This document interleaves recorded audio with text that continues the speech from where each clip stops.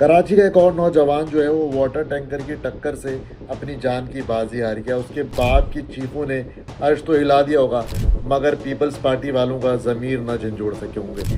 بات ساری یہ کہ ہر دوسرے تیسرے دن جو ہے کبھی کوئی بچہ، کبھی کوئی خاتون، کبھی کوئی بزرگ، کبھی ٹینکر کے نیچے آ جاتے ہیں، کبھی بسوں کے نیچے آ جاتے ہیں، کبھی ٹرالر کے نیچے آ جاتے ہیں.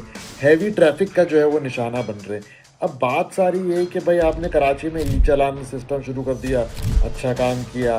آپ جو ہے وہ بائکوں کی نمبر پلیٹیں کہہ رہے ہیں لگائیں، اچھی بات ہے. آپ کہہ رہے ہیں گاڑیوں کی نمبر پلیٹیں لگائیں، اچھی بات ہے. لیکن میں بار بار یہ بول رہا ہوں بھائی یہ بسوں پہ نمبر پلیٹ کیوں نہیں ہے، واٹر ٹینکر پہ کیوں نہیں ہے، یہ ٹرک ٹرالر کے اوپر کیوں نہیں ہے نمبر پلیٹیں. اور بات ساری یہ ہے کہ بھائی ڈی آئی جی ٹریفک ہے، انہوں نے بولا کہ بھائی ان کی ہم فٹنس چیک کریں گے، ہیوی ٹریفک کی اس میں کیمرے لگے ہونے چاہیے، اس کی جو ہے وہ مینٹیننس سرٹیفکیٹ ہونا چاہیے.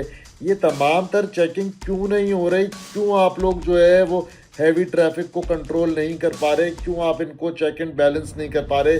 کیوں آپ ان کو نہیں روک رہے بھائی؟ کیوں جو گاڑیاں خراب ہیں ان کو آپ بین نہیں کر رہے؟ کیوں جو ہے وہ آپ لوگ اس پہ سخت اقدامات نہیں کر رہے؟ کیا آپ کا بس جو ہے وہ صرف غریب نہتی بیچاری عوام پر چل رہا ہے کہ بھائی جو عوام ہے خالی اس کو پکڑ کے آپ نچوڑ دیں، باقی جو مافیات چل رہے ہیں اب ہر چیز جو ہے وہ مافیا بنتی جا رہی ہے کراچی کے اندر. واٹر ٹینکر ایک مافیا ہے، چنچی ایک مافیا ہے، رکشا ایک مافیا ہے.